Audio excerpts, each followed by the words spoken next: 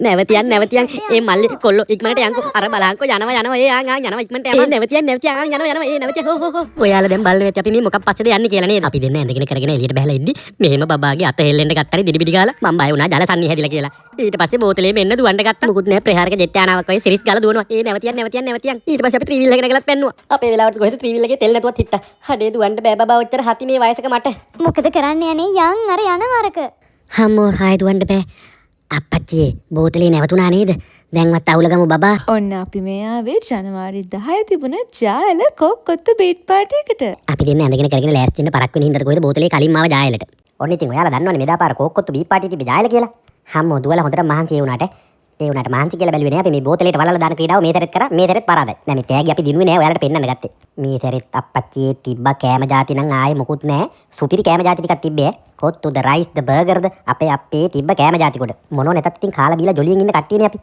ඒ හින්දා අපේ බබයි මායි දෙයියනේ කියලා ගත්ත කොත්තුවක් අප්පච්චි පට්ට රහයි මේ කොත්තුව ඇවිද කෑවා ඉඳගෙන කෑවා හිටගෙන කෑවා දන්නේම නැතුව රෑත් උනා. ඉතින් වෙනද වගේ මේ පාරත් අපේ කපල් චැලෙන්ජ් එක තිබ්බා හොඳේ. අපේ ඉතින් කට්ටිය දමාගෙන කොත්තු කෑවා බීම බිව්වා. අපි කට්ටියට චියර් කරා. කට්ටිය තරගෙට කෑම කනකොට බලන් ඉන්න එකත් මාර සෝමි හොඳේ. මේ බලන්නකො ඉතින් කට්ටියගේ තියෙන විනෝදේ. අපි දෙන්නගෙන නම් ඉතින් සෝමිය කිසිම අඩුවක් නැහැනේ. අපේ වැටේ නටන්න ගිහලා මේන්නේ ඔළුවත් අද්දගත්ත අපි දෙන්නේ.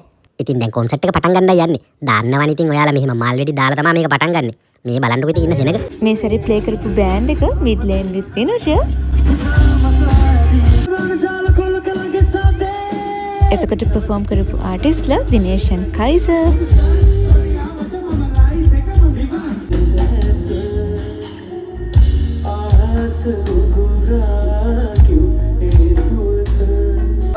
අපි ගෑවම මොකෝ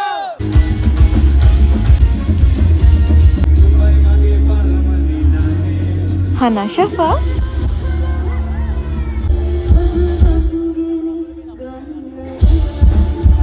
Centigrades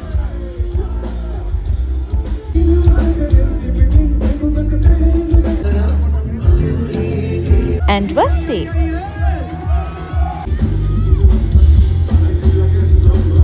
එතකොට මේ ඉන්නේ මේ පාර රැෆල් ඩ්‍රෝ විනර්ස්ලා සහ කොත්තු බැටල් විනර්ස්ලා. ඉතින් මේකත් අපි දෙන්න වෙනද වගේම සොමියෙන් ගත කරපු රාත්‍රියක් හොඳේ. දැන් ඔය ඉඳගෙන හිටියට පාත් ඉතින් කාට්ටියම නැගිටලා නටන්න ගත්තා.